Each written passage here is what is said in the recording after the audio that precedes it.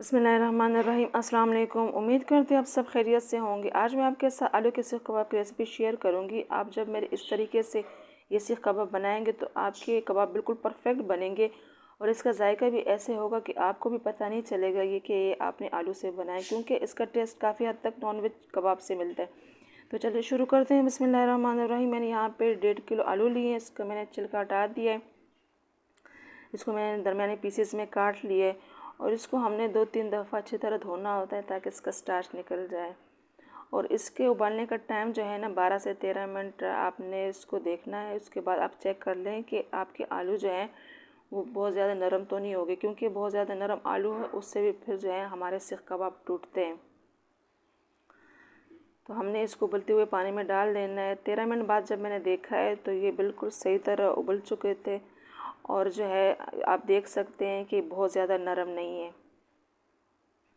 बस हमने इसको इतना ही उबालना है बस। अब इसको ठंडा कर लेते हैं, इसका पानी जो है वो निकाल देते हैं। यहाँ पे मैंने आलू को अच्छी तरह ठंडा कर दिया। ज़ीरा लिया है मैंने 1.5 चम्मच, साबित लाल मिर्च लिए 6 अदद,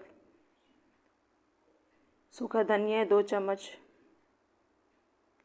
चावल का आटा है 1/4 कप, हरी मिर्च आप अपने हिसाब से ले सकते हैं। ज़्यादा तीखी मैंने 4 ली है। मीडियम साइज़ के प्याज लिए, इसका पानी निचोड़ दिया है मैंने।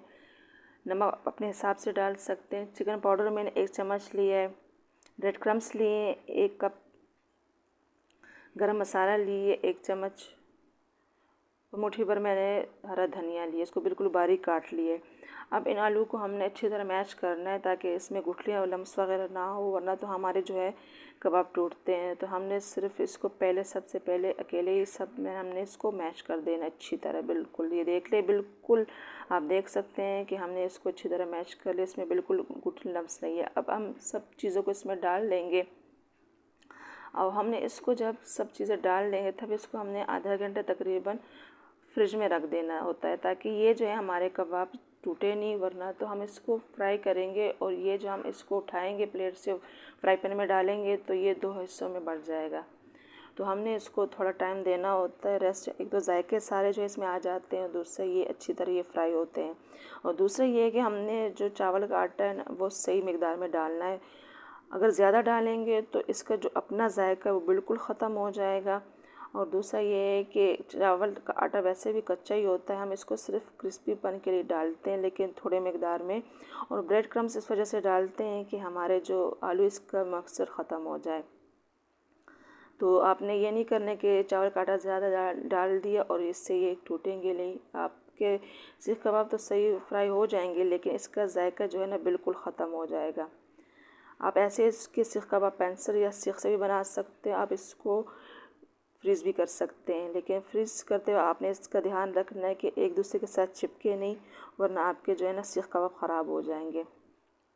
हमारे सारे जो है ना सीख कबाब तैयार होगा। मैंने इसको आप देख सकते हैं कि कैसे मैंने लो फ्लेम रखा है, बिल्कुल लो फ्लेम पे मैंने इसको फ्राई किया। आप शैलो फ्राई भी कर सकते हैं और डीप फ्राई भी कर सकते हैं।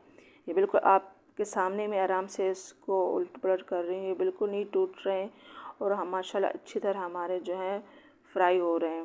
ध्यान से आपने जो है फ्लेम रखना है, बहुत तेज़ नहीं रखना, वरना ऊपर से इसका कलर भी ख़राब हो जाएगा और अच्छी तरह ये फ्राई भी नहीं होंगे।